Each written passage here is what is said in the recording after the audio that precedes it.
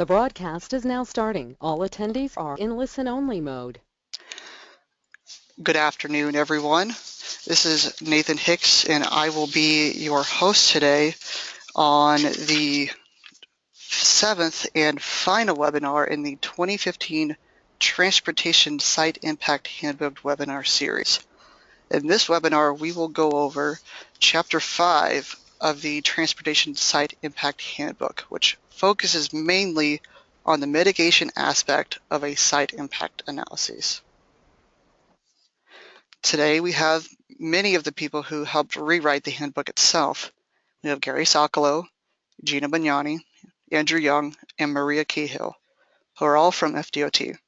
We also have Janine Fear, who has been involved with transportation issues and growth management for many years, who worked for the old Department of Community Affairs, now the Department of Economic Opportunity Community Planning section.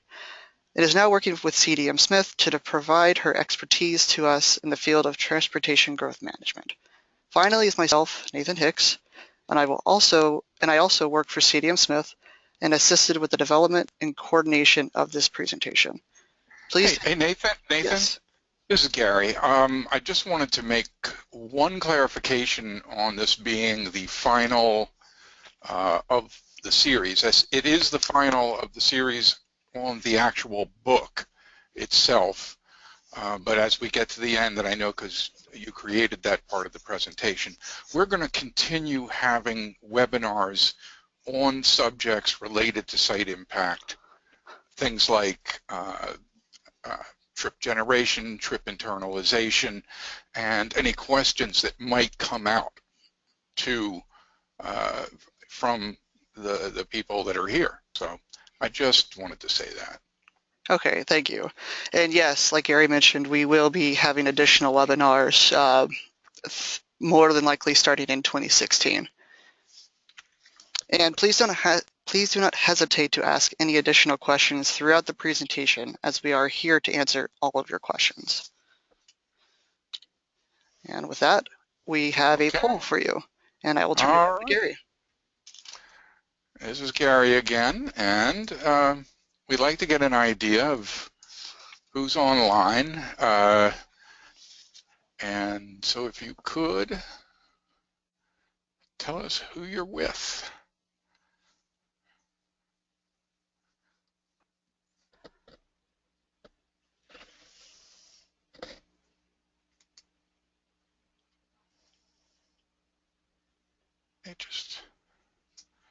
People are really quick on this here. Okay, I am going to close this poll and I'm going to share it, and I've got to say, this is great.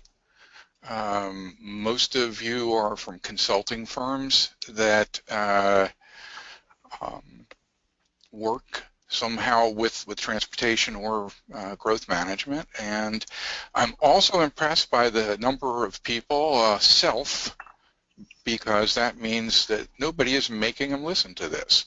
So I appreciate that. I appreciate everybody though too. Okay. All right, great. Thanks, Gary. There are a number of questions that come up every time we do a webinar, and we'd like to get those answered at the start. At the end of this presentation, we will get a complete copy of all the materials through a post-webinar email.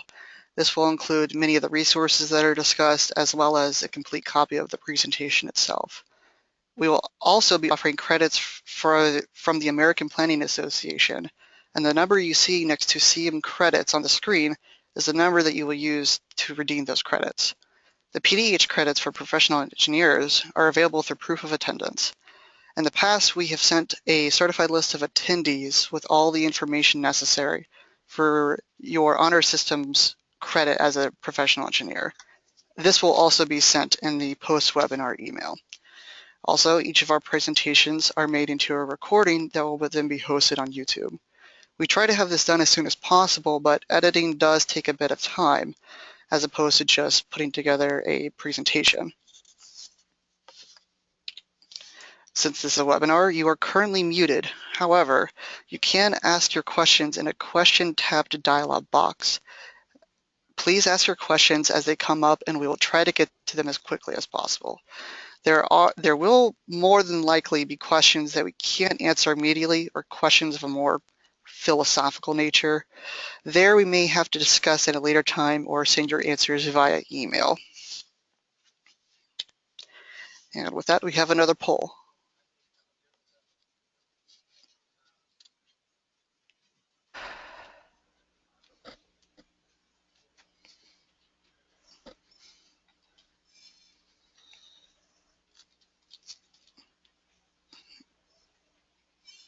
Gary? Yes, I was muted, and you did not hear my excuse. My excuse was that I was actually working on a new poll question while that one came about. So how many of the past webinars have you been with? And this is not an exact question that I'm asking, but okay.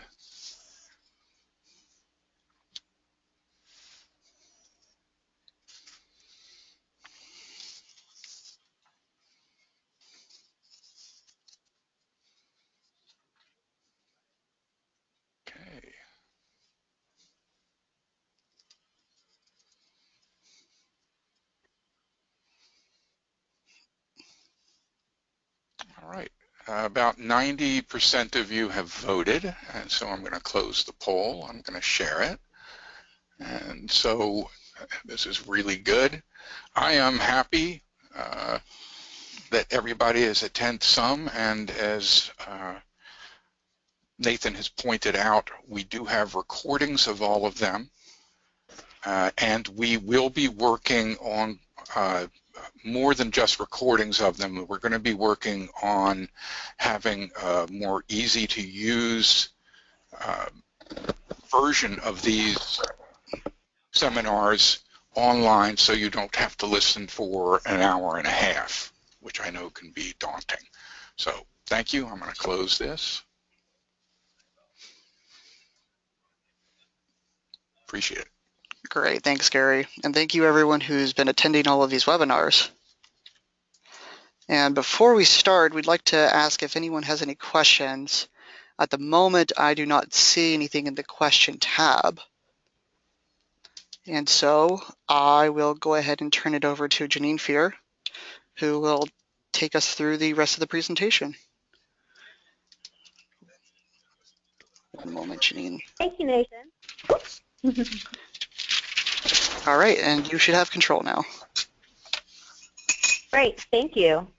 Hello, everyone, and hello again to everyone else who has been participating in these webinars previously. Again, my name is Janine Fear, and today we'll be going over Chapter 5 of the Transportation Site Impact Handbook as it relates to the subject of mitigation.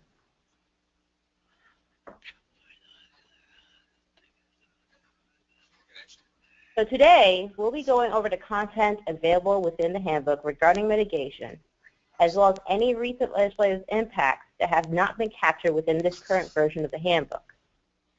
We'll also go over additional resources to help you understand the subject material, as well as provide examples from around the state.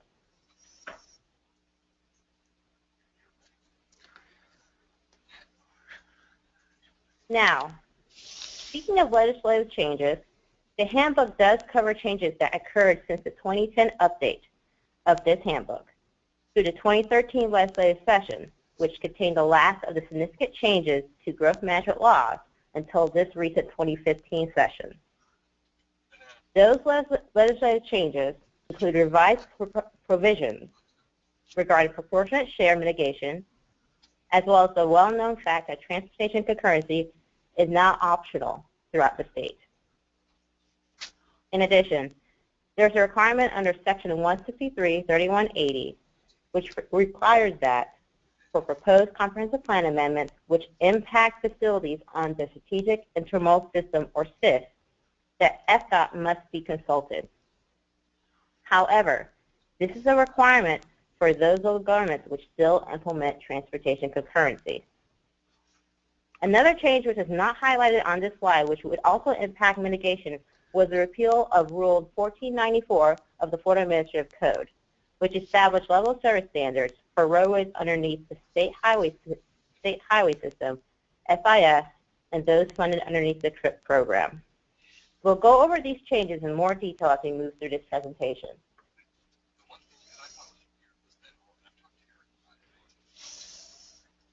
And speaking of this presentation, why is this subject so important? Well, when we are talking about mitigation, we are talking about the actions that are taken to alleviate or eliminate impacts to the transportation system as a result of changes due to new development. It is important to remember that these actions implemented to take care of infrastructure and facility issues can have wide-ranging effects on the transportation system.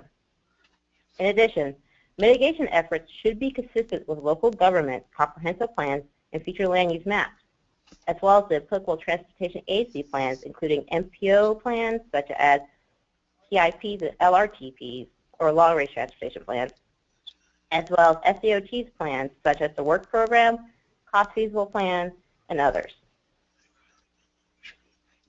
As we have discussed in previous webinars, Section 163-3184, which establishes each reviewing agency state's role in the review of comprehensive plans and plan amendments, states that if FDOT's area of jurisdiction during review is in regards to transportation resources and facilities of state importance. These resources and facilities are not defined within the statute. However, they are left to be identified by the department, who has done so through one of its procedures. And those facilities are those that are identified on the state highway system, national highway system, and the SIS.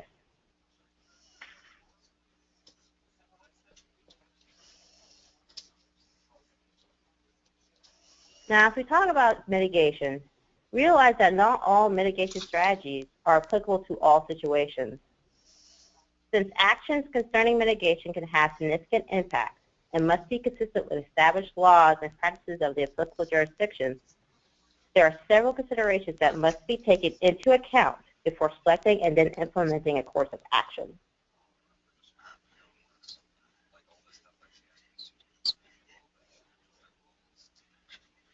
Let's first look at considerations regarding the transportation network itself. Now, please remember that any form of mitigation implemented must be relative to the expected transportation impacts that is intended to alleviate or eliminate. That also means that the assessment of these impacts must have an understanding of any local policies which may place roadway constraints on any type of improvement that can be implemented. In addition, any level of service analysis or travel demand modeling conducted must be applicable to the transportation modes available within the jurisdiction. Finally, state of transportation concurrency implementation must be known to ensure the strategy to be used can be applied within the jurisdiction. So now let's go over each one of these bullet points that I just discussed and go into a little bit more detail. Hey, Janine. Yes. We have a question actually from Lois Bush. She asked, should this consultation occur before or after a land use plan amendment is transmitted? Statute is not clear. I believe this was for a few slides ago. The word is consultation. Should this consultation? Consultation should occur during the development of the comprehensive plan amendment. When you're developing the comprehensive plan amendment and you're developing the data and analysis, that includes the transportation analysis as well. So, yes, when you have to consult FDOT on SIS facilities that will be impacted, that has to happen during the development of the comprehensive plan amendment, if that makes sense. Okay.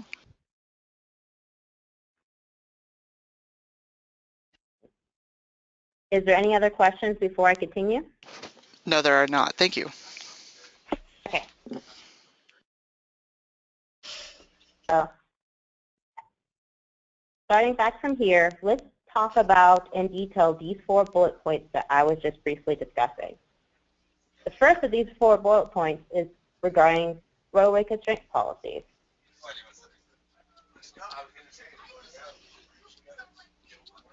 Now, when we talk about roadway constraint policies, We're talking about guidance and regulations which constrain the type and level of improvement which can be applied to roadways within a jurisdiction. This would impact the selection of an appropriate mitigation strategy. Such policy language would be found in local government comprehensive plans and/or ordinances, as well as MPO plans for regions.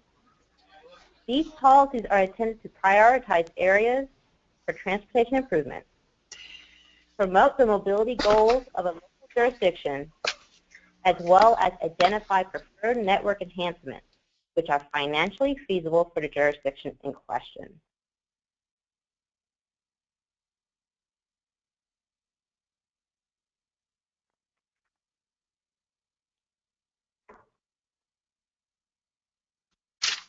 Janine, hey, this is Gary. I have a question on that last slide. You mentioned that the improvements needed to be financially feasible. And I thought that financial feasibility was no longer a consideration.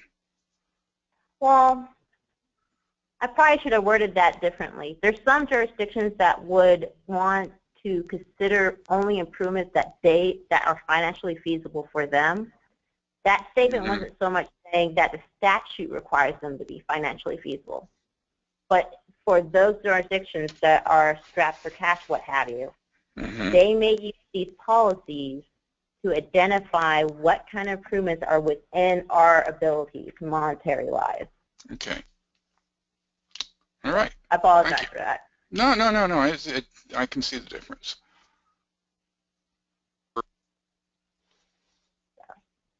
Speaking of local roadway constraint policies, let's go over two examples. One example is from the Lake Sumter MPO, which covers the urbanized areas of Lake and Sumter counties, which has a roadway constraint policy which defines a maximum number of lanes for several federal, state, and county roads within their jurisdiction in an effort to not only maintain and enhance the overall transportation network in a cost-effective way, which considers the long-term mobility goals of the communities, but is also consistent with the local vision of jurisdictions within their area. So they have a policy that balances not only what they're able to do, but how the communities within their jurisdictions feel how they would like to be seen, how they would like to grow, whether they want to stay more rural, whether they want to become more urban, what have you. Another example is from Monroe County. Within Monroe County's comprehensive plan, they have a policy in their future land use element called Policy 301.4.1, which states that US 1 cannot be expanded past 4 lanes, and that the densities and intensities on the future land use map, as well as those allowed through permitting, shall not exceed the level of development that can be accommodated by that 4-lane limitation on US 1. Their reason for their constraint on the US 1 is not only for the community character they want to keep, but also for safety reasons.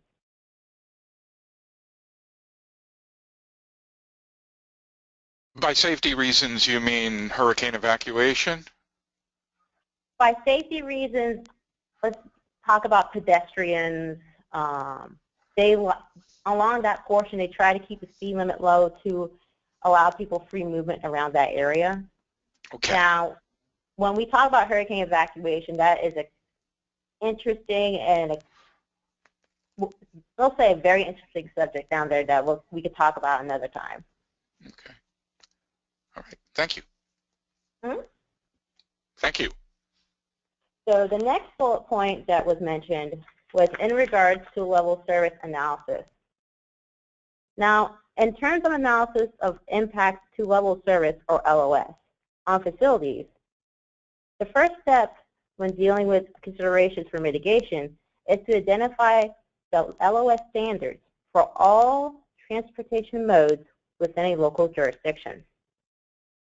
In the past, LOS analysis was focused on automobile LOS, but these days this type of analysis may not appropriately capture the information necessary to identify transportation impacts and their extent, as well as the approaches to resolve those impacts in a way which is consistent with the vision of the jurisdiction. This is particularly true in regards to areas which promote the use of more than one mode, such as transit, pedestrian, or bicycle. As such, looking purely at just automobile LOS for assessing and identifying mitigation strategies would be ineffectual for areas that have transportation concurrency exception areas, or TCEAs, transportation concurrency management areas, or TCMAs, and multimodal transportation districts, or MMTDs, as well as their equivalents. In addition, under Section 163, 3245 of the Florida statutes, sector plans are encouraged and recommended to cater to multiple modes of travel. All current and proposed sector plans in the state of Florida contain multimodal components within their long-term master plans. Finally, there could be other provisions and strategies within local comprehensive plans and ordinances which intend to promote transit, bicycle, and pedestrian modes in order to reduce automobile dependence. This is consistent with many statewide goals and should be also considered when identifying what strategies are appropriate for an area, as well as how to analyze those against level of service. Hey, Janine, this is Gary Socolo again. Sorry. Yep. If you could go back to that last slide. These designations here, and I'm just going to see if I understand this. These designations used to be approved by the Department of Transportation, or some of them. Do they still need to be approved by the Department of Transportation? No, they do not. Okay. Previously, TCEAs, TCMAs, and MMTDs were in the Florida statutes, and there was guidance and requirements within the Florida statutes regarding these types of areas. Those have since been removed. Now, even though they've been removed from the statutes, local governments can still have these types of areas, but the guidance within the statute for them is now gone. Okay, so it gives the local governments more flexibility to have these special areas in their comprehensive plan.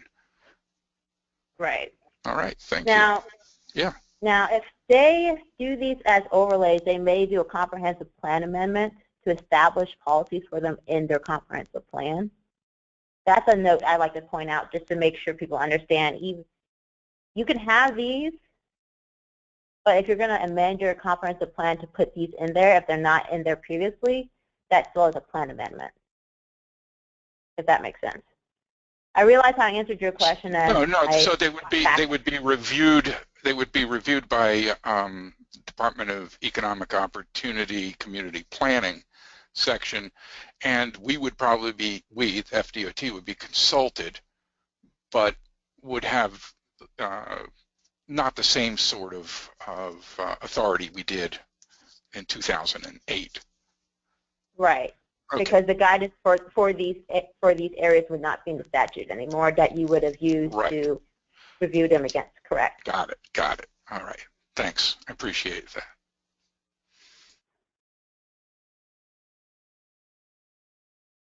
So.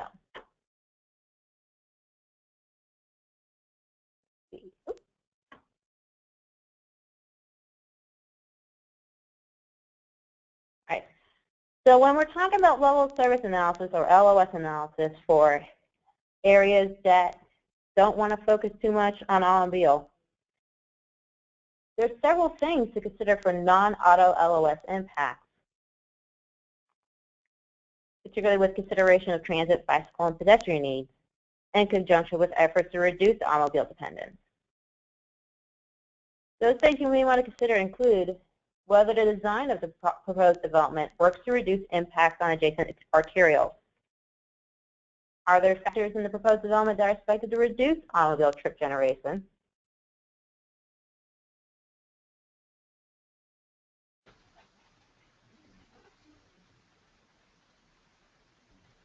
And while that slide is coming back, I'm going to keep talking. Right. Will the proposed development support higher rates of internal trip capture? Will the proposed development produce more trips from alternative transportation modes? And finally, does the proposed development support more trip chaining that may affect the activity patterns on the transportation system? Now, within the handbook, you can use the resource guides from Chapter 3 regarding information on how multimodal quality service can be utilized to assess how well these questions are addressed.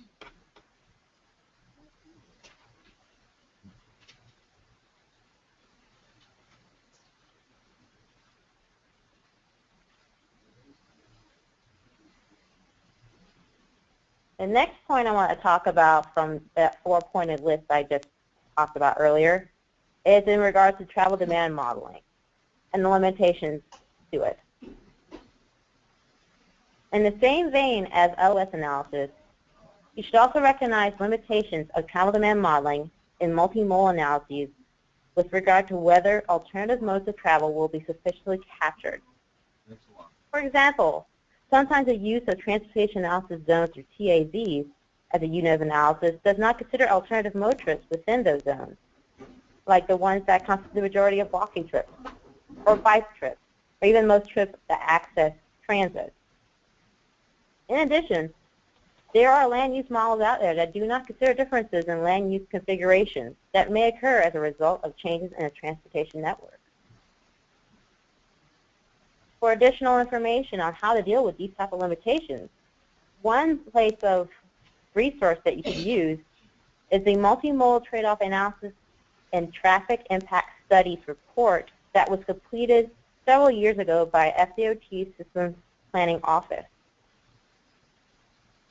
This document could provide more detail in regards to considerations for multimodal transportation networks, such as methods that would be more appropriate for modeling alternative modes, as well as different tools that can be used.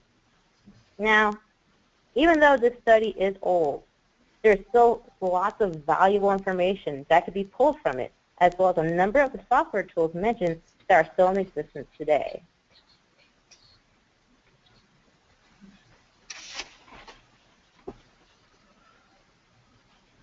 And finally, I want to touch upon again transportation concurrency. You'll probably hear me talk about that a good bit throughout this presentation.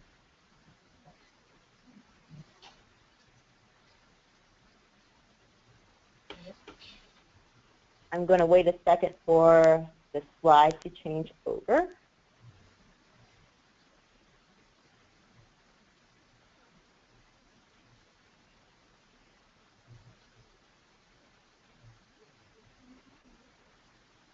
There we go. Now, finally, for local governments using transportation concurrency, it is important that FDOT reviewers and other involved parties be aware of the established concurrency provisions included in applicable local government comprehensive plans. These provisions would include strategies identified under Section 163-3180, of which we will talk about later in this presentation. That will include strategies in regards to promote multimodal transportation systems and what have you.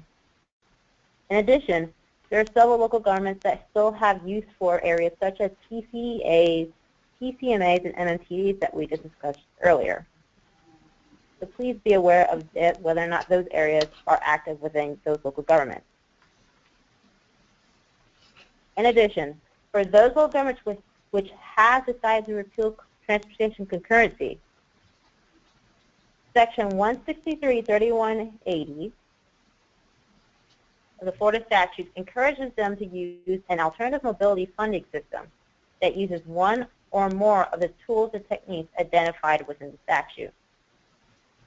We'll talk more about those cases later on in this presentation, but please note that you should also acknowledge these alternative systems when identifying appropriate action necessary to resolve impacts to the transportation network.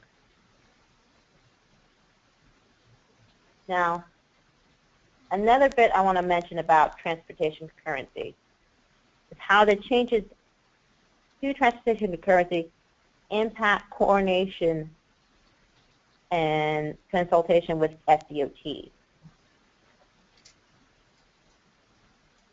Now, in reflection to the changes to transportation currency since 2011, those changes impacted how FDOT interacts with local government. Beyond transportation currency becoming optional, there are impacts to existing agreements as well as level of service standards and how to deal with them. For existing agreements, including proportionate share, existing proportionate share agreements, the changes in state law were not retroactive for existing agreements. However, there are no restrictions in state law that may preclude a developer from modifying their existing agreement to take advantage of new state laws. It is important to understand that FDOT may only grant or deny modifications to proportionate share, mitigation, or other mitigation agreements only if FDOT is a party to that agreement. In addition, in regards to level of service standards, changes since 2011 included with the repeal of Rule 1914 Board of Administrative Code, as we spoke about at the beginning of this webinar, will impact how FDOT deals with level of service at the local jurisdictional level. Now, what this Board of Administrative Rule did was establish minimum level service standards for facilities on the state transportation network, specifically those facilities that were designated underneath the state highway system, the strategic intermodal system, as well as those roadways that were funded underneath the TRIP program. Now, these days, FDOT may only recommend level service standards for facilities on these state networks within a local jurisdiction. Currently, the department does recommend level service standards for facilities in urbanized areas at the level service D and C for areas outside of urbanized areas. Please note that the department only recommends level service standards for automobiles, and there is no recommendations from the department regarding transit, pedestrian, and bicycle modes. But there are tools available through SDOT to assess the level of service of these modes. Now, even though the department can only recommend level of service standards, local governments are still required underneath state law to have level of service standards for their infrastructure within their comprehensive plan. They're also required to coordinate with FDOT in regards to establishing level service standards on state facilities pursuant to Section 163-3177. So, even though FDOT may only recommend level service standards, there still must be coordination on those state facilities with local governments to help ensure that the correct level of service is applied to those roadway segments.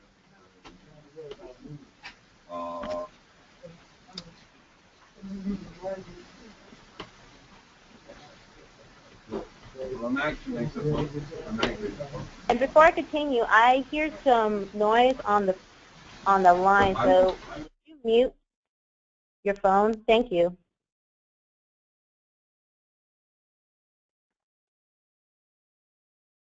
Now, continuing on, we were talking about mitigation considerations for the transportation network.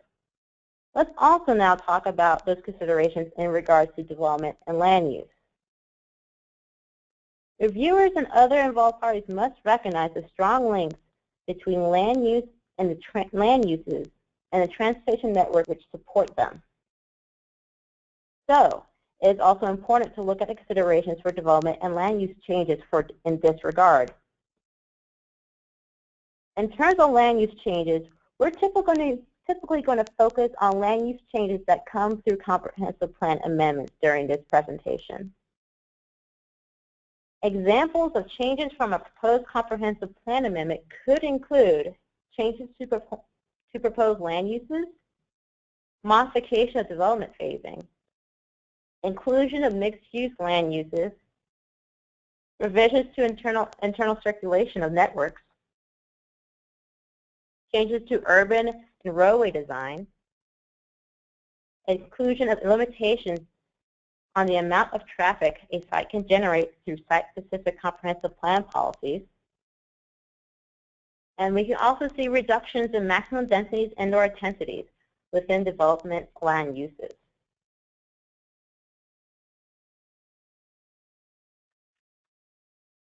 Hey, Janine, this is Gary again, bothering you. I have an announcement to make that the noises that you heard on the line over the last few minutes have been corrected, but we do that on purpose. We do it on purpose to let you know that we are working in a real work environment here where people talk.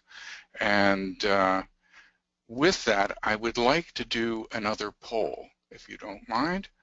And no problem. This says this is a poll that will show the knowledge about the state of Florida. The question is, what is the state bird?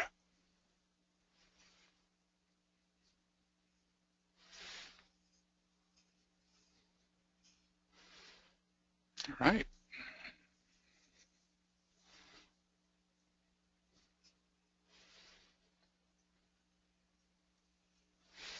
All of these birds are found in Florida, but only one is the true state bird. If you have attended my webinar on the Median Handbook, then you already know it. But it looks to me like this is the advanced group here. So I'm going to close and I'm going to share it with you. And people know it is the mockingbird. And with that, I know that this is a very knowledgeable group, and I am going to turn it back over to Janine and ask everybody that's in the staff here to mute themselves unless they're talking. Thank you.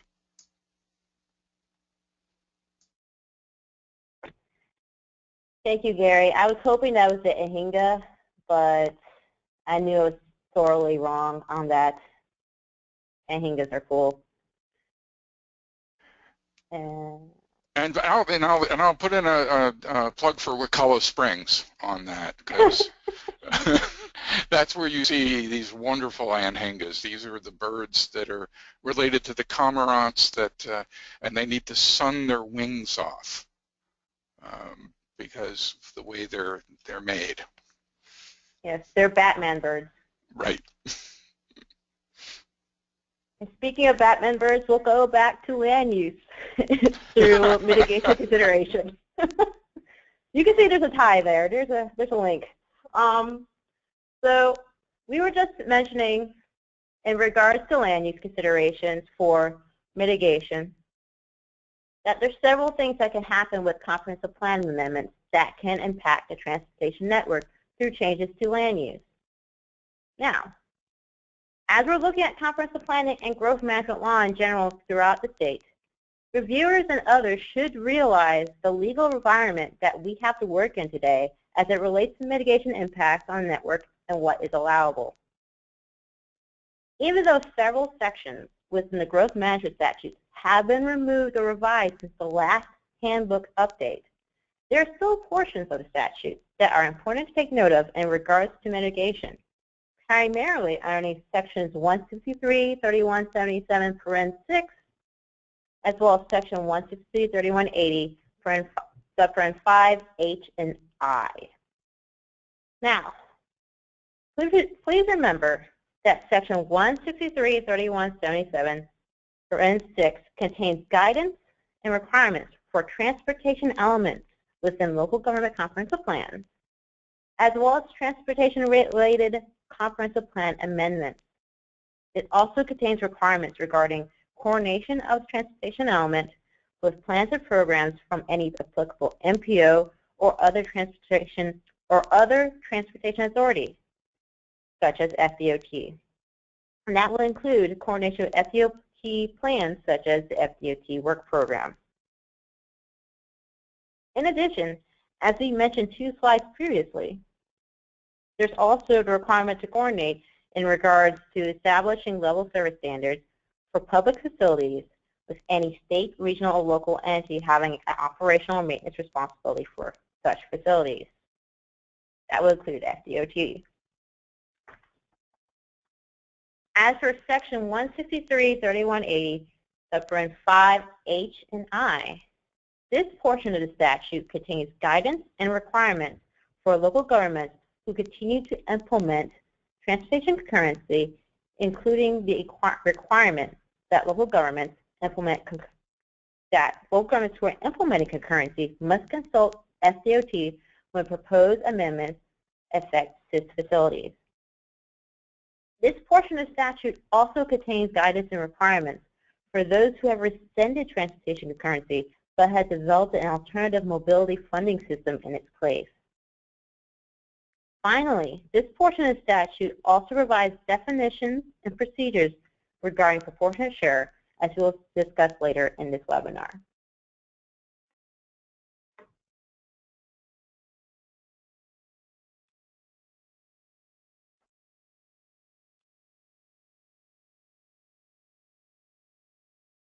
Now, understanding this current legal landscape for growth management,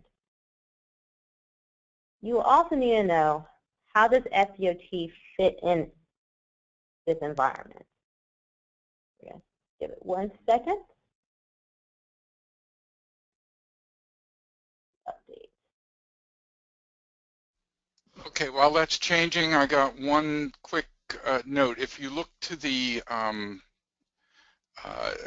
part of your control panel, should say handouts on it.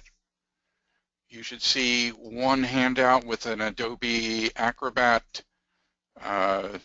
insignia on it. That is today's handout that you can download directly right now if you see it. The other point is, when you have seen underlined documents named, those are live links to the actual document. So you should be able to get those today. Great. Thank you. Thank you. So,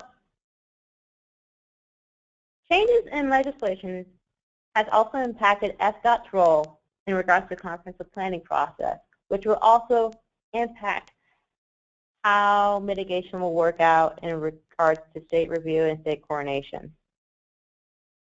As a brief refresher, since we have gone over this subject in extensive detail in the last 2 webinars, there are now 2 main comprehensive plan review procedures: expedited and state coordinated. Expedited state review applies to most comprehensive plan amendments except for those which have a significant potential to impact regional and statewide resources and facilities. Expedited state review has a 30-day review period for both proposed and adopted amendment packages, which requires FDOT reviewers to submit their comments directly to both the Department of Economic Opportunity, or DEO, and the local government within that 30-day period. Under state coordinated review, things are a little different. State coordinated review is for those amendments which would have significant impacts, such as sector plans, creation of new municipalities within the state, evaluation appraisal review or EAR-based amendments, proposed developments which would have been previously qualified as developments of regional impact this year, and any amendment impacting an area of critical state concern. The state coordinated review process is reminiscent of the original comprehensive plan state review procedure prior to 2011, in which there is a 60-day review period for proposed amendment packages and a 45-day review period for adopted.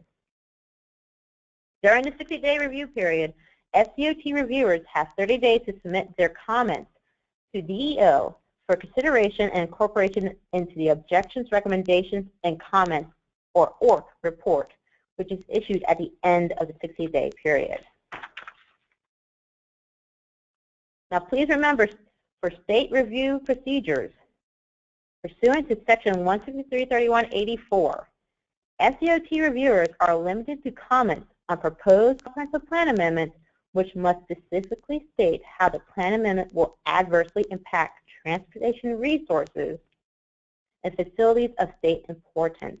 And again, when we talk about those type of resources, we're talking about facilities on the national highway system, state highway system, and the CIS.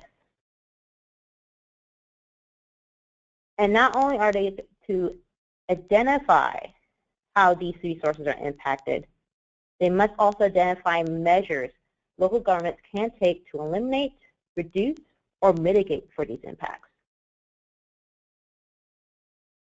Even though the statute identifies how and what type of comments FDOT can provide on comprehensive plan amendments, this doesn't hinder FDOT staff from being active throughout the comprehensive planning process.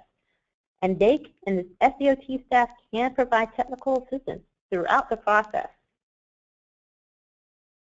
Understanding FDOT's role in regards to growth management law is important, as FDOT can have a significant influence regarding land use decisions, of which the decisions from the department can and has influenced the kinds of mitigation strategies that have implemented at local and regional levels of the transportation network.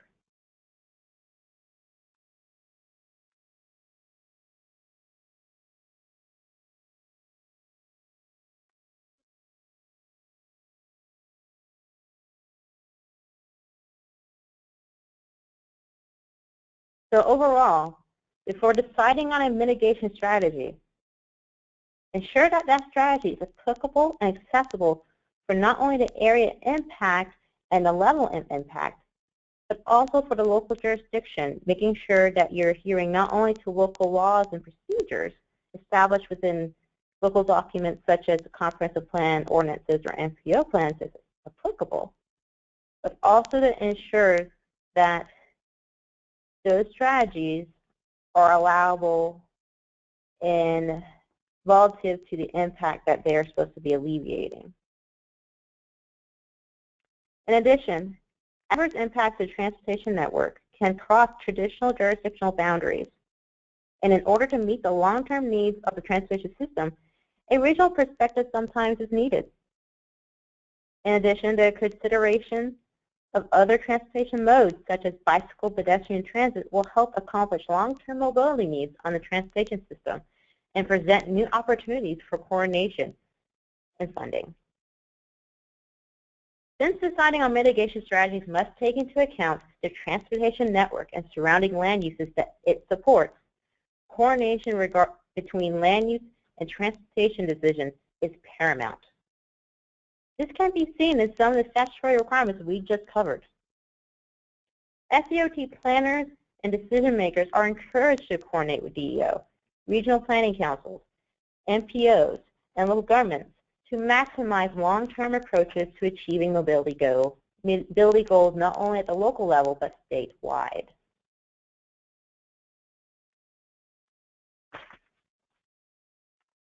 So I can't say this enough, but always be involved.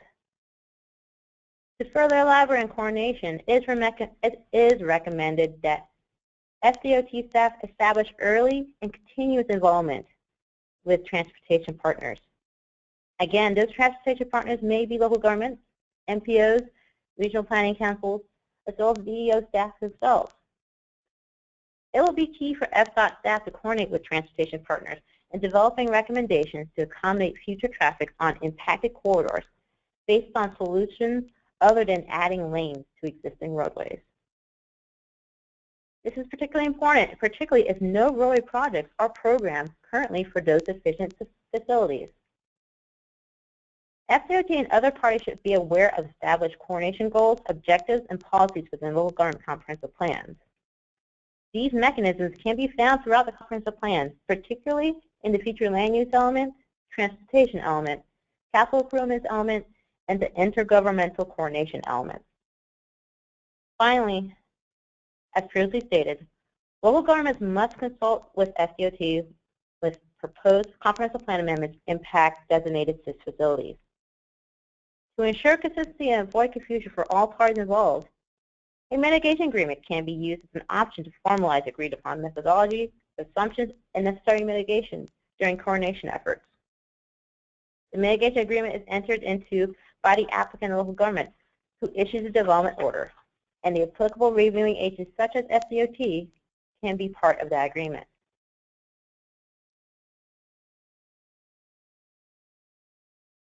Now, if you decide to go the route of the mitigation agreement, we can talk briefly about what a mitigation agreement should have in it. Mitigation agreements are legally binding documents and should be thoughtfully and craftily prepared. At a minimum, the agreements need to address the following issues, such as project impacts, mitigation costs, proportionate share responsibilities, the type of mitigation strategy that you're implementing, the timing of that mitigation, the parties to the agreement, such as SDOTs, local government commitments and timing, as well as those local concurrency requirements we were mentioning earlier. Now, that said, that's an overview of the considerations that need to take into account when deciding a mitigation strategy. Before I move on to talking about actual mitigation strategies, are there any questions from the group?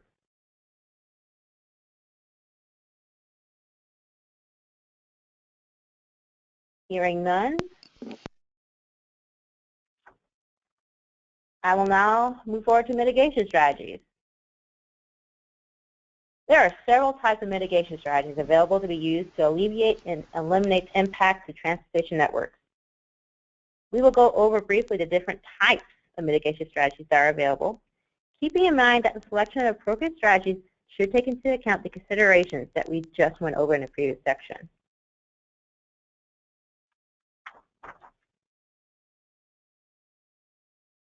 Now let's briefly go over all the different options you can have for mitigation strategies. In general, there's three basic categories: operational efficiency, decreasing other mode options, and increasing in system capacity. Now when we're talking about strategies that enhance operational efficiency, we're talking about enhancing operational efficiency on the existing transportation network. That can include congestion management processes, corridor access management plans, transportation demand management, or TDM, transportation system management, or TSM, improvements to street network connectivity, as well as public transit operational improvements, which can also include the inclusion of managed lanes. The next category, when we're talking about increasing other mode options, we're talking about improvements to bicycle and pedestrian connectivity, providing better transit options for an area or community, and also providing for transit-oriented developments, or TODs. Now, if none of the strategies of these first two categories can be applied to your situation, the option of increasing system capacity is still available. Strategies to increase system capacity can include constructing additional lanes or new roadways, and improvements to the network support systems, such as parallel roadways, and more. In addition, this can also include expansion of existing transit facilities and service.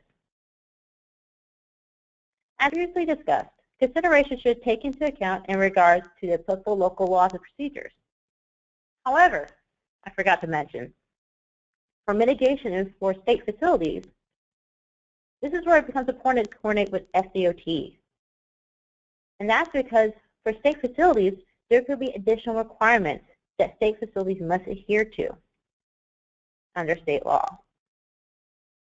For example, transportation facilities on the SIS have to meet certain standards and criteria set forth by the department.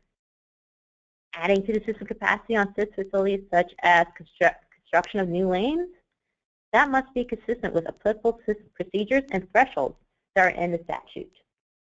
So keep that in mind also when you're deciding for mitigation on state facilities, that there might be additional statutory laws that you may have to look into to make sure you're consistent with everything.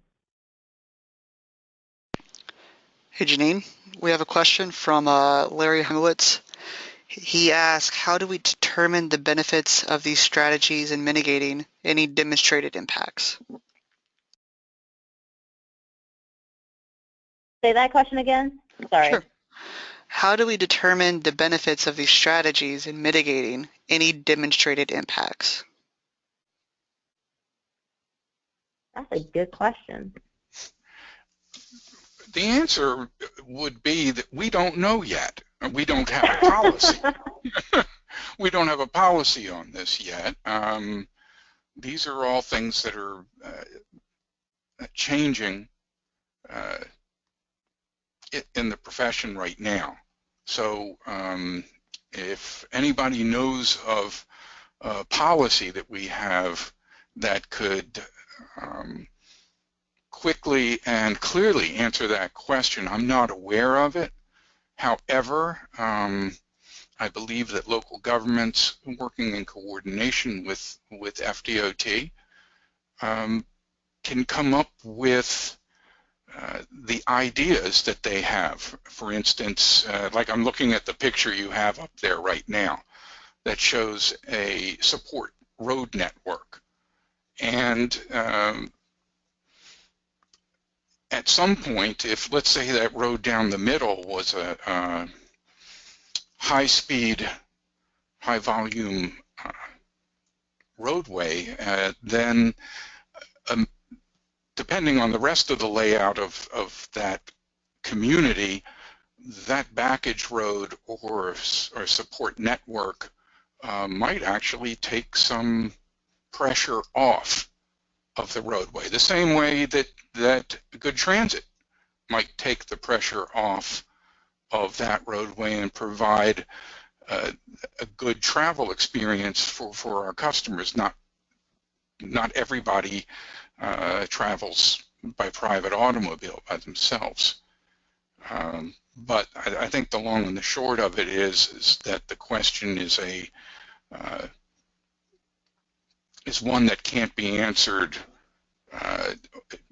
on a broad brush, but has to be answered by the individual strategies that are used for mitigation.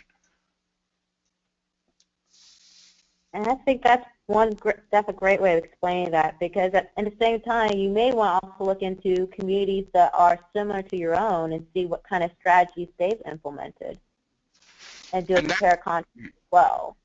And that's where DOT, well, if you're a local government, that's where DOT might come in handy, even if the DOT district might not have experience in a certain type of strategy. They can find out. And that's one of the reasons that I believe the Florida DOT should be involved. And with that, I understand that there is negativity based on the way we have operated, we being the DOT, in the past, and with complete emphasis or a vast emphasis on the private automobile. So much so that I was hoping, Janine, could you make me the presenter for just one slide? No problem. Yeah.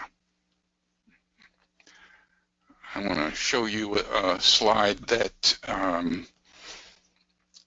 that I used in a presentation on access management recently. And some of you may know the person who wrote this, Dom Nazi, and frankly, access management and growth management have been seen as the enemy by some people in our profession. And I thought it was interesting the way he wrote this. I paraphrased from his article that growth management was essentially a word for ensuring that new development doesn't delay or slow down cars. And access management was touted strongly to the detriment of pedestrians, cyclists, transit users, and the overall quality of life. And it is our jobs here at DOT to note some of this criticism and to work that this is not the way we're seen. So with that, I will, Janine, or the presenter is Nathan, right? Yeah, thank you. I may have broke it. No, it's not broken.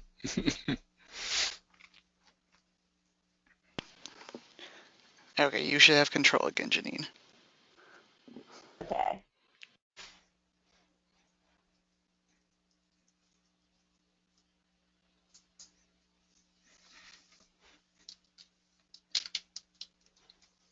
Let me give us 1 second as the presentation loads back up.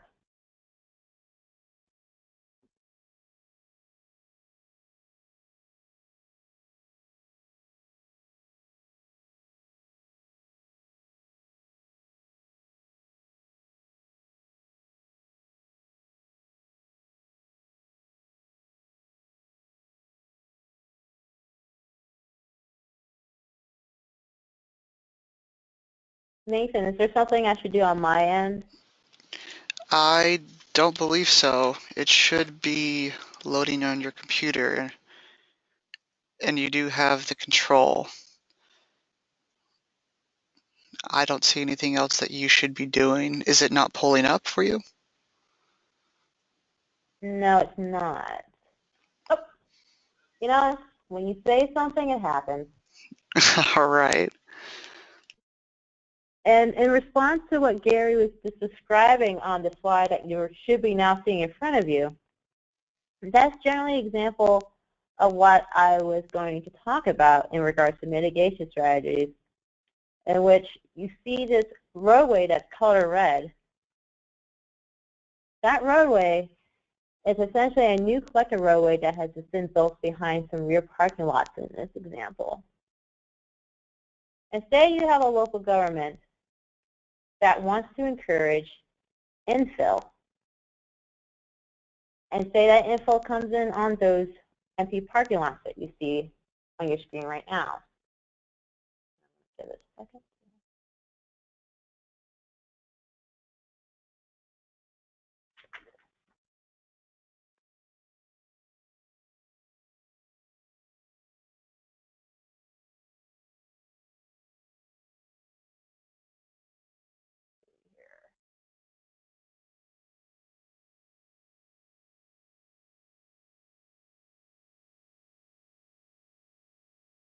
Make this, see if you can get this to go a little faster.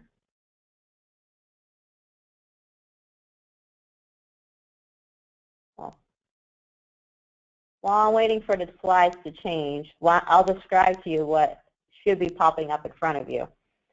Essentially, those 3 large parking lots that are facing to the right of that red roadway will soon receive some infill development. That might cause problems on the major arterial that runs to that area. So we have to think about what are ways to alleviate potential development concerns on the transportation network. And we can take the strategies that we were just talking about to try to figure out a solution. In addition, when we're talking about making sure that you're considering the local government and their laws, as well as coordinating with applicable agencies such as FDOT, you might be able to find solutions a lot faster for the particular issue that you might be faced. So now we have some infill development. Let's see if this will change.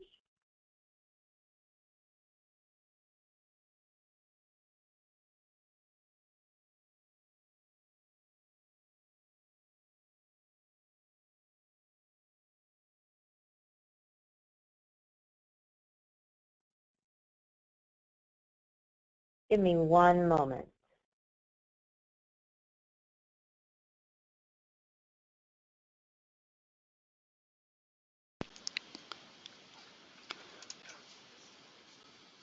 Nathan, can you see? Oh, there we go. I think my end is a little slow.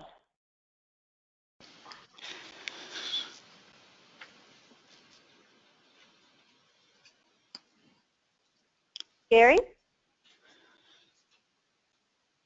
I am very sorry. I was talking to myself, but I also launched a poll while I was waiting for your slides to go. But now they're going, and I apologize because the poll has started, and the question is, which Indian tribe did not live in Florida? Little did we know that there have been a number of native peoples here for probably 14,000, 16,000 years.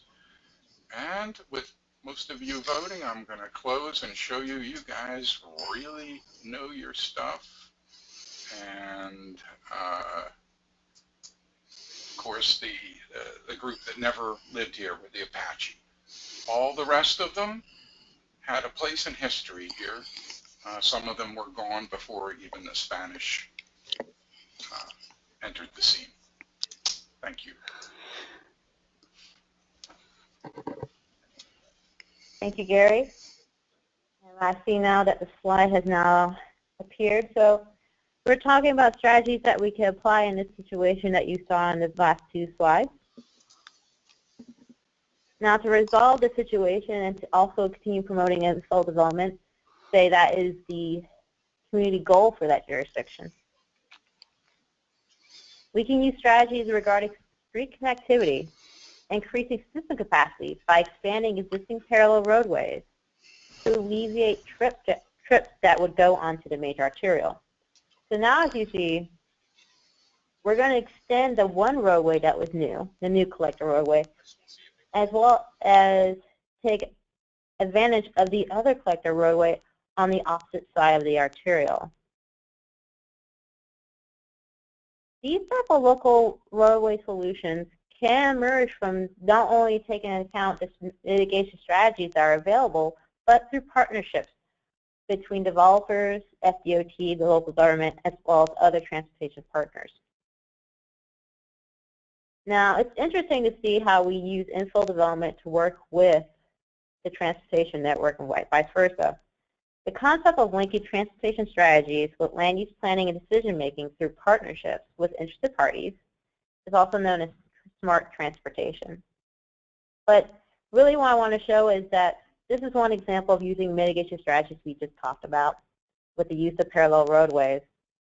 There's other examples and other ways of using the mitigation strategies. They don't have to be used by themselves. They can be used in conjunction with each other to create something that's beneficial for your local government.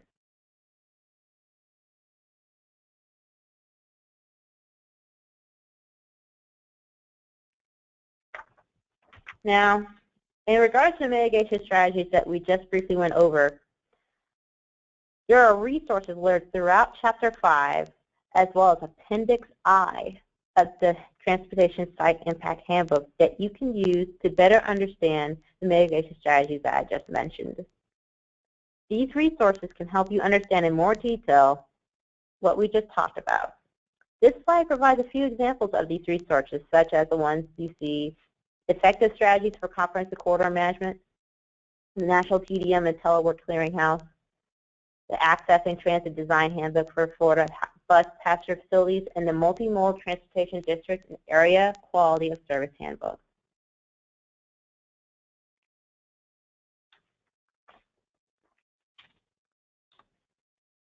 In addition to the resources shown on the previous slide, we also have additional tools that are available for your use in regards to using multimodal methods and through comprehensive planning.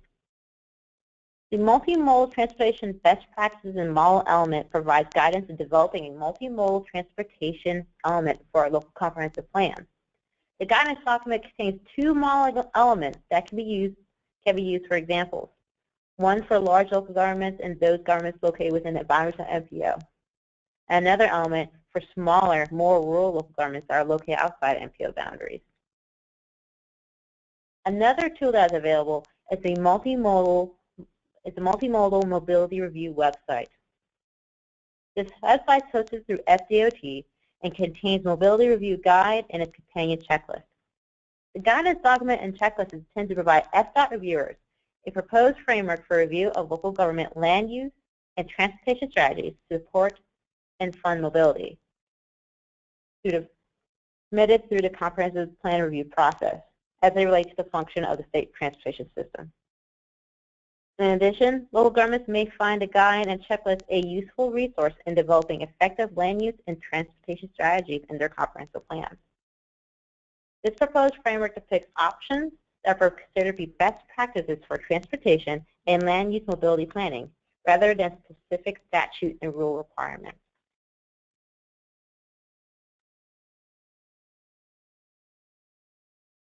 Now, looking at our time, I'm going to skip a few slides and start talking about funding for mitigation instead.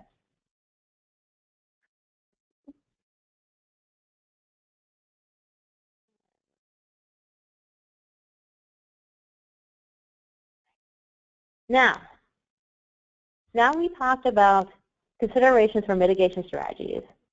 As I'll briefly discuss mitigation strategies themselves, now we have to consider how to fund our potential solutions to our issues on the transportation network. Now, there's a lot to talk about in this subject area, but I would like to focus on 3 areas: proportionate share, mobility plans and fees, and transportation deficiencies, or as we used to call them, backlogs. So first, let's talk about proportionate share. Now, what is proportionate share? Proportionate share is a mechanism to allow a developer to satisfy local government's transportation concurrency requirements by paying a portion of the cost of providing improvements to the portion of the transportation network needed to serve the proposed development.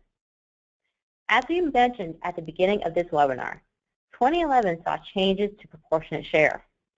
There were previously 2 mechanisms: proportionate share for DRI level developments and proportionate fair share for non-DRI developments. With changes to the growth management law, these 2 mechanisms are now combined as one proportionate share mechanism. So the option of proportionate fair share is not available any longer, as it's now part of this one mechanism to be used with any type of development. The basic formula for proportionate share calculations is located within the statute, and here on this slide we have it clearly displayed for you to look at. Proportionate share is calculated by looking at project trips divided by the change in service volume multiplied by the construction cost of the project.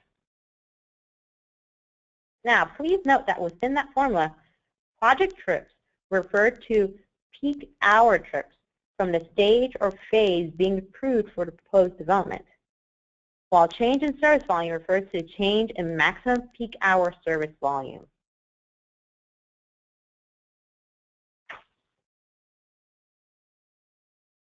Now, the intent of proportionate share calculations is to fund improvements which are required to maintain or achieve the adopted level service standards for a local government or governments that are impacted by proposed development. These types of projects would typically be located within the local government comprehensive plan. Now, understanding what proportionate share is, you might want to understand how is it applied. Well, proportionate share is only applied to portions of the network that has a transportation deficiency. But within the context of proportionate share, what is a transportation deficiency?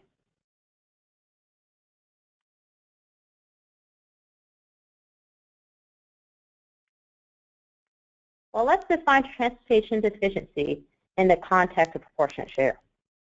Now, in addition to legislative changes to Section 153.31.80, as well as Section 153.31.82, we saw a change of definitions to what was originally governed as transportation concurrency backlogs.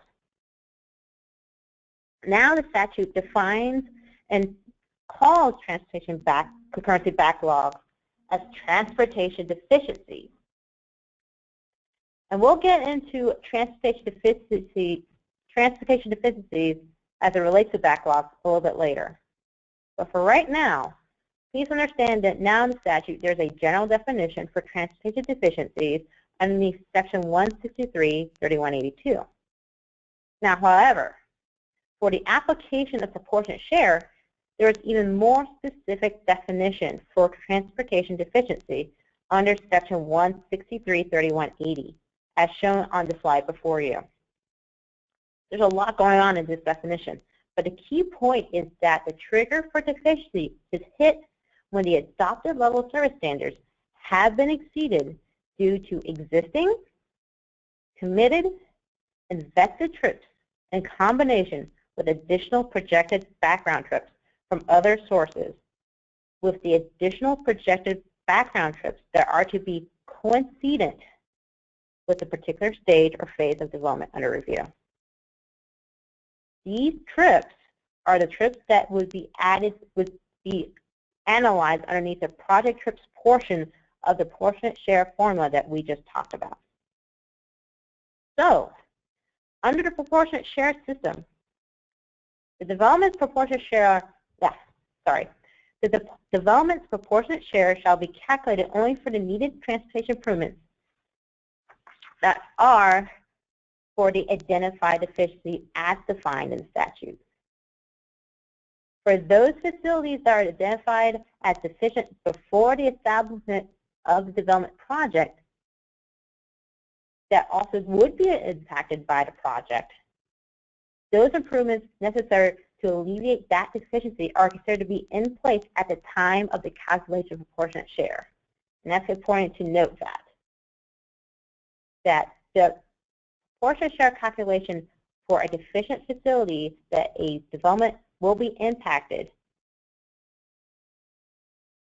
is considering that improvements for that deficiency are already in place when the calculation is being done for that development.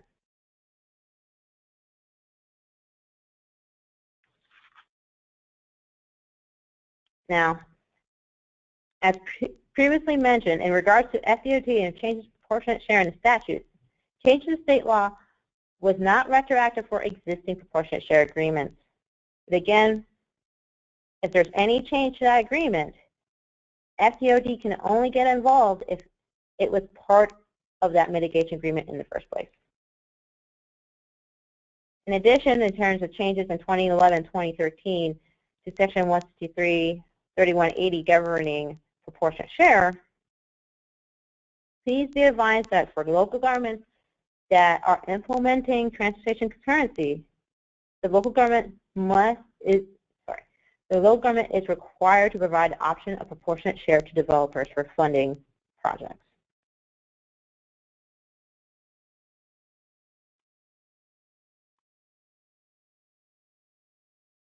Now, for additional information regarding proportionate share, we have resources within Chapter 5 within the Chapter 5 of the Handbook, and I'd like to highlight two of those resources. One resource is the Proportionate Share Calculation Report by FDOT in 2011, as well as questions and answers that were done by the Department of Economic Opportunity at the time of Department of Community Affairs in response to changes in law in regards to proportionate share in 2011. Those should be pretty helpful for you to give you a good understanding of proportionate share beyond what we talked about in this presentation. I have a question on proportionate share. Yes. I was a bit confused because I know the Florida statutes were amended to specifically require that developers not pay for existing transportation deficiencies. So I think it would be helpful to clarify the distinction between a facility that's already failing and is already an existing deficiency versus where proportionate share is applied to a development where the developer's trips actually cause the facility to fail and become deficient. So I just wanted to make that distinction because I'm not sure that was clearly made. So if under the definition of the statute it's an existing deficiency before the development impacts, then those facilities are not subject to proportionate share. It's only where the specific development impacts create the deficiency. Thank you. Yes. Thank you, Maria. I'm sorry if I didn't say that correctly. So, is there any other questions in regards to proportionate share or anything else in this presentation before we move forward?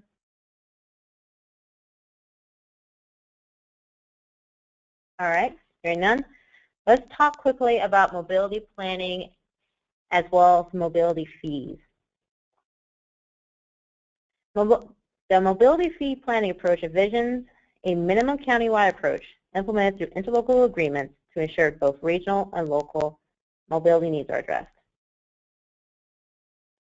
Mobility plans include land use and transportation strategies that support mobility goals for local government or area. A mobility plan is funded by a mobility fee, which is a typical funding mechanism for these type of plans, as well as any other identified funding mechanisms within that plan itself. What a mobility fee is a charge on all new development to provide mitigation for its impact on the transportation system. Mobility fees differ from impact fees traditionally in several significant ways. We'll go over a few of them really quick. Mobility fees are more sensitive to vehicle or person miles traveled, thereby encouraging shorter trips and reduction of total travel by promoting compact mixed-use development. Mobility fees are more sensitive to land uses as opposed to impact fees. Mobility fees have the potential to fund multimodal transportation improvements such as transit, bikeway, and pedestrian walkways. Mobility fees also can help provide a mechanism to recoup a new development share transit operating costs for a short time period.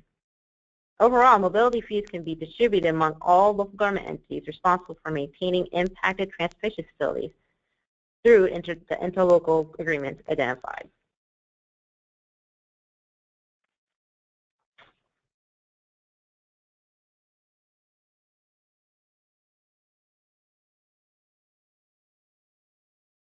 So let's talk a little bit more about what a mobility plan is. Mobility plans serve as a way to address mobility issues for multimodal transportation networks. These plans are typically adopted into comprehensive plans. Either the guidance and policies are located throughout the comprehensive plan and feature land use, transportation, capital improvements, and or intergovernmental coordination elements, or the plans are adopted as a standalone element itself, typically replacing the traditional transportation element. In general, mobility plans will contain guidance and policy language regarding those mitigation strategies that are allowable within a jurisdiction, the funding mechanisms that will be used to fund improvements within the jurisdiction, and any additional design guidance for development and transportation infrastructure, from the location of parking to internal connectivity for sidewalks and bicycle lanes. Hey, Janine, real quick, we have a question going back to proportionate share, and it's the question is, can you not use proportionate share and apply that to correct existing backlog deficiencies? You cannot use proportionate share in that fashion. Proportionate share in, let me think of a good example describing this. Actually, let's just talk about it. So, and this goes back to the comment Maria made to better clarify the language I was trying to use on that slide back then. But when we're talking about proportionate share, you can't use proportionate share to deal with improvements on deficiencies that were not caused by development.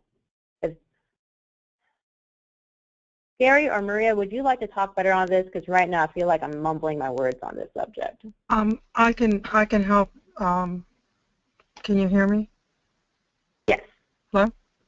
I think the change happened in 2011, to make it clear that existing deficiencies were not really attributable to the new development. So those new developers felt that they were asked to fix impacts that had already been created from previously approved development, and that was not fair to them. So the law was amended to clarify that existing deficiencies were not the responsibility of the new developer.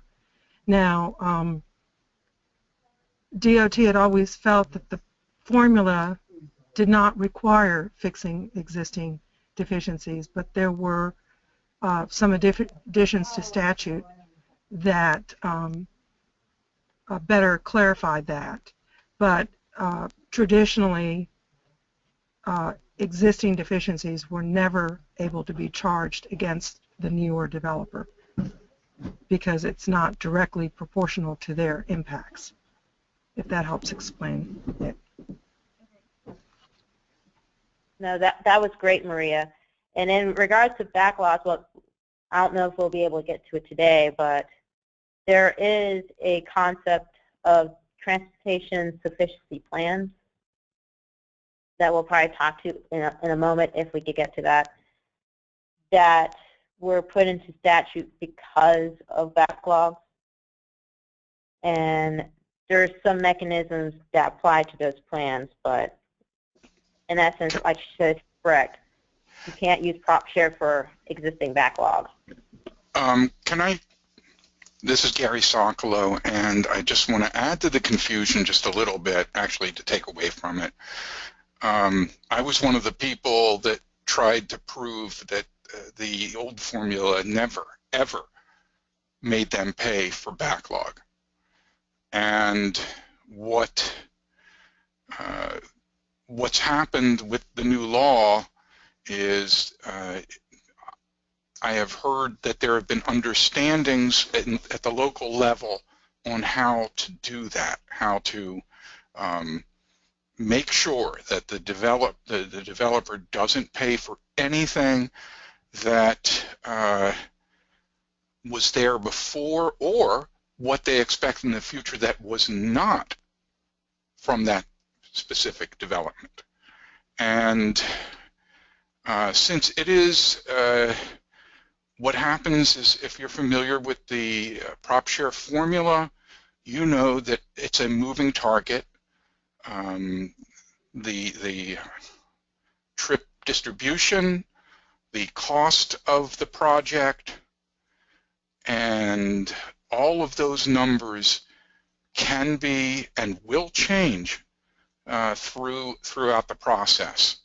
So if I just want to make sure that people don't think that we have our finger on the pulse of a formula that everyone agrees does not penalize the new developer for things that really were the past or the local government's responsibility. Everybody has some different ways of interpreting it, okay? Again, but if you understand prop share, you realize that it was definitely, at the time, to the advantage of the first people in, that the first people in got to gobble up all the capacity for free. And then the developers that came later had to pay for that next increment of capacity. So I just wanted to make sure that people didn't think that we had this formula or a formula statewide that would address this, because the statute by itself is not that clear, okay? It was not put together by transportation professionals. And just because prop share says prop share, proportionate share in the formula and in the title does not mean it's really proportionate, and it definitely doesn't mean that it's fair, even if it's called fair. It's based on the negotiations and the traffic study and the costs for each individual analysis. And Maria, I hope I didn't make a complete falsehood out of that. No, I think you did a good job, because I think we see two different approaches out there. In some of the traffic studies, you see the deficient road just taken out of the analysis altogether. Another strategy you see is that if a proportion of those trips land on a deficient road and cause, say the deficient road is deficient by 1 lane, for example, of capacity, if the trips would cause the need for an additional lane of capacity beyond that 1 lane of capacity, some local governments will apply those portion of the trips to the calculation of prop share. So there are just a various number of ways, and many local governments under their existing proportionate share ordinances believe that they already provide an accommodation so that new development is not charged for existing deficiencies. So they have made very few changes to their prop share formula, because they have always applied it such that you're only charging the developer for their impacts to the facility. So it's an evolving issue out there. And as local governments move to mobility fees and impact fees, I think that's why area-wide approaches are taking over, because instead of dealing with development individually, you have a more comprehensive approach of analyzing the impacts and providing a way to mitigate impacts through mobility fees that are standardized across a whole community. We're seeing a number of counties adopting mobility fees. Now you're seeing a movement toward impact fees applying to other modes such as transit. And I think there's a reason for that with some of the difficulties in applying prop share. These other tools are becoming more viable. And more predictable for the developer also. And that's one of the benefits and one of the reasons that as you look in the statewide news, you see more and more local governments interested in mobility planning. Thank you, Maria. Okay, and we are a bit over time, but we're going to try and wrap it up in the next 15 minutes. We do see that there are a few other questions, but we will address those in the follow-up email. And with that, I'll turn it back over to Janine. All right. Thank you, Nathan. Thank you, Maria and Gary. Thank you for talking about that subject. So moving on to talking about mobility plans, we just discussed that, so let's talk a bit more about mobility fees. I already discussed for a little bit about what mobility fees are. Now, how did they come into being? They came into being really back in 2009 when Senate Bill 360 enacted the first major change that impacted transportation concurrency before it was made optional statewide in 2011. This change originally made transportation concurrency optional in areas that were identified as dense urban land areas, or DULAs. So during that time of 2009, the former Department of Community Affairs, along with FDOT, completed a joint report based on studying the concept for using mobility fee-based planning in the state of Florida, and submitted to the Florida legislature in December 2009. Since that point in time, as Maria and Gary have just alluded to, several local governments have gone the route of using mobility fee-based planning.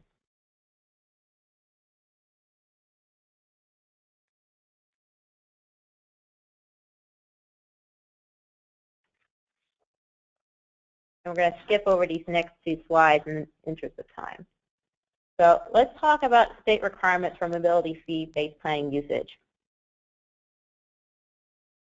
In addition to recommending tools to be used with mobility plans, there are a number of requirements that those that implement mobility fee-based planning must adhere to within the statute. For instance, any established mobility fee-based system cannot be used as an approval doorstop. That means the mobility plan and fee in place may not be used to deny, time, or phase an application for site plan approval, plat approval, final subdivision approval, building permits, or the functional equivalent of such approvals, provided that the developer agrees to pay for the development's identified transportation impacts via mobility fee mechanism within the plan. In addition, revenue from the mobility fee-based plan must be used to implement the needs of the local government comprehensive plan, which serves as the basis for the fee imposed. That means that improvements that are to receive funds must be identified in the local government comprehensive plan. As well as of the legislative changes in 2013, any established mobility fee-based funding system must comply with the dual rational nexus test as applicable to impact fees. That means the local government must demonstrate a reasonable connection or rational nexus between the need for additional capital facilities and the growth in trips generated by the development and the expenditures of the funds collected and how they would benefit that development. Now, in the interest of time, I'm going to go over at least one example of a mobility fee plan in the state. I'm going to go over Pasco County.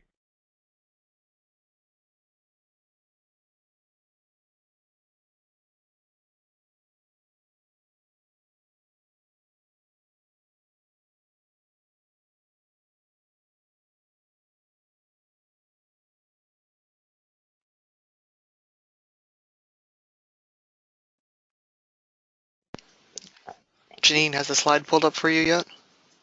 Yes, it now has. Thank you. All right, so let's quickly talk about Pasco County. Pasco County, since 2010, has implemented several changes to their comprehensive plan to incorporate measures that will promote mobility goals within their area. That includes the conception of a market area, identify certain areas dependent on their level of development and where they want to put development in the future. Pasco County also was developing these market area plans in consideration of the One Bay Livable Communities Regional Plans through the Tampa Bay Regional Planning Council. So there's coordination there between these two plans. In essence, the market area idea that we're using in Pasco County was to enable the county to move away from a one-size-fits-all approach for county-wide planning and to tailor the tools to meet the needs of specific areas of the county in accordance with their established regional vision. To do this, Pasco County adopted and implemented a mobility fee-based plan with the creation of an urban service area, which contains what I'll show you in the next slide, the west and south market areas.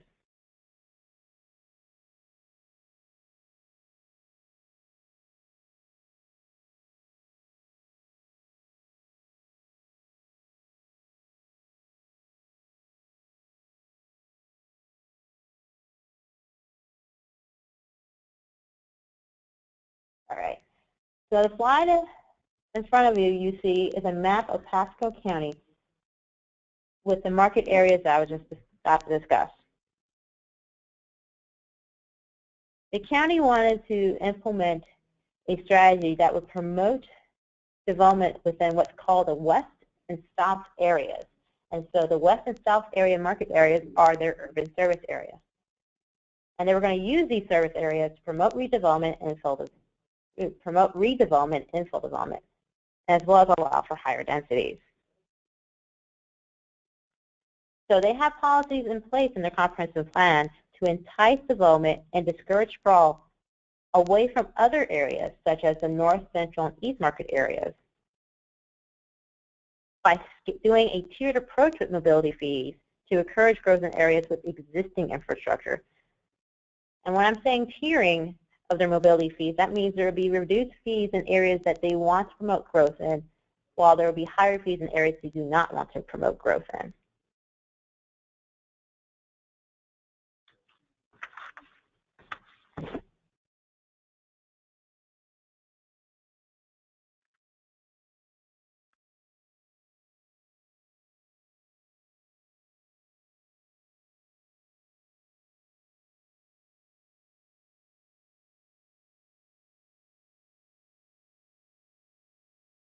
Now, within the comprehensive plan for Pasco County, as well as their ordinances, Pasco County has incorporated several land use decision-making and transportation planning tools together, as well as ensuring their coordination with the MPOs to implement a multimodal approach with their transportation network. So, in addition of having an urban service area that they're promoting growth in, they also have mobility fee tiered to promote the growth within that urban service area, and the urban service area acts as a transportation currency exception area. Those TCEAs I was talking about earlier in the presentation. So the tiered countywide mobility fee, which works in conjunction with the urban service area, replaces the original road impact fee they had. And that way, looking at it from this approach, they're making it essentially cheaper to put people in areas that they want. And they want people in those areas because there'll be shorter travel time, and there's other ways to increase multimodal modes within that area.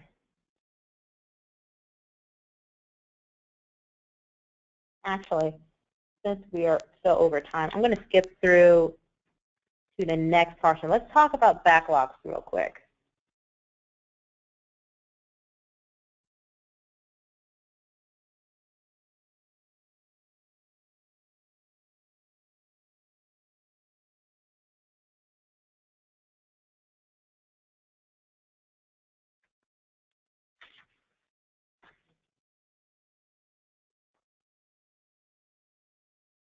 Now, I want to talk about backlogs before letting you guys go, since there was questions that were related to backlogs.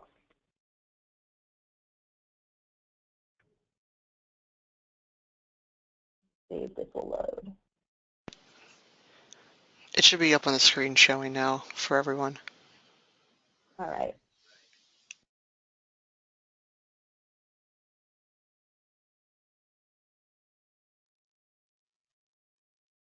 While I wait for it to appear on the screen in front of me, I'm going to start talking about the changes to backlogs. Like I was saying earlier, back in the day, you remember hearing them being called backlogs or transportation concurrency backlogs. Since 2011, they are now called transportation deficiencies. So, what is a backlog? Well, prior to 2011, backlogs were those deficiencies on the network where the existing extent of traffic volumes exceeded the adopted level service standards of a jurisdiction. Now, times have changed, and what was transportation currency backlog is now, as I just said, called transportation deficiencies. This is the general definition I was alluding to earlier during our prop share conversation under Section 163-3182. However, the definition of a transportation deficiency goes a little further than the original definition of transportation currency backlog prior to 2011. Now, a transportation deficiency is defined as a deficiency on the network where existing and projected traffic volumes exceed adopted level service standards for a jurisdiction. So, going back to the difference, the previous definition for transportation concurrency backlog only considered existing extent of traffic volumes. The new definition considers both existing and projected traffic volumes. The change in 2011 was purely done to make the definition for transportation deficiency consistent with other areas of the statute. And there's other changes as well to Section 163-3182 that I want to talk about.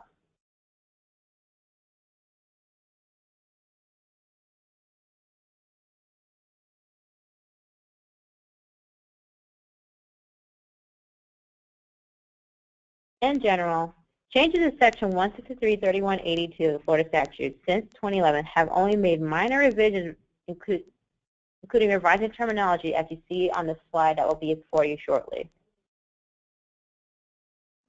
But what about taking care of this transportation deficiencies? Well, similar to the past transportation concurrency backlog plan underneath this statute, local governments can still create transportation development authorities that are similar to their concurrency backlog authorities back in the day. And these authorities can designate areas along the network that will be called transportation deficiency areas. And for those areas on the network that are designated as transportation deficiency areas, there will be a plan that will be developed for them called the Transportation Sufficiency Plan. The Transportation Sufficiency Plan must identify deficient facilities, prioritize improvements for those facilities, and establish a financing and construction schedule for adoption into the comprehensive plan. The authority that's in charge of implementation of this Transportation Sufficiency Plan has the ability to establish what's called a local trust fund underneath the statute. This local trust fund can be used to help fund for the prioritized improvements within the deficiency area using mechanisms such as tax increment financing.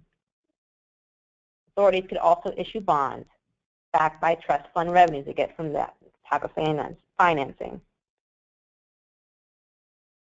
If a local government goes forward and does a transportation deficiency plan for transportation deficiency areas, the plan will be considered to satisfy all applicable transportation concurrency requirements as established by the local government within their comprehensive plan. And the transportation sufficiency plan for a designated area may only be removed from the comprehensive plan once all the projects and costs associated with that transportation sufficiency plan have been taken care of pursuant to the statute. So there is somewhat of a mechanism within the statute to help take care of backlogs using transportation sufficiency plans, setting up a transportation development authority, and a taxing plan. But going back to what Maria was mentioning earlier, you can't use prop share. So please make note of that. That proportionate share mitigation shall only be limited to ensure that development within the transportation deficiency area is not charged with additional costs to resolve existing deficiencies.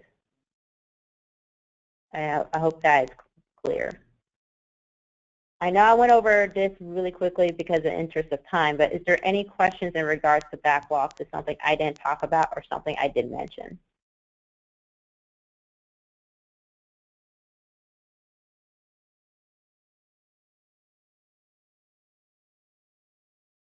If there are no questions, then Nathan, you can go forward and continue on with the presentation. Great, thank you, Janine. And if any questions pop up the next few minutes, I'll be sure to mention them. But thank you so much for all of that, and thank you also, Gary and Maria, for your input as well. Just wanted to remind you all, for the FDOT Contact Manager, that's the best way to keep in touch with us for our trainings and any information that we provide regarding site impact analyses or planning in general. And we will also resume webinars in 2016. We will be scheduling specialized webinars on site impact analysis especially. Some of these may include trip generation, trip internalization, and multimodal mitigation examples. And as I mentioned earlier, please sign up on the FDOT Contact Manager if you have not already. That's the best way to keep in touch. There's also these many resources within systems planning itself that we have available. And I also want to mention that in the PDF, the handout that we send you very soon, and the follow-up email, all of these links will be live, so you'll be able to click them and open up the various handbooks or guidebooks that are listed throughout this presentation. And the best way you can contact us is via email. Feel free to send emails to more than just one or two of us, and so that we can make sure that we can answer these together as a team. And we would like to thank you all for attending this presentation, and for those that have attended all of our presentations and most of these, thank you very much. We should be able to send you this presentation with all of the links sometimes the next day or two, and we hope to have the recorded version of this one within 1 or 2 weeks. And with this, we will end the webinar. And thank you, everyone.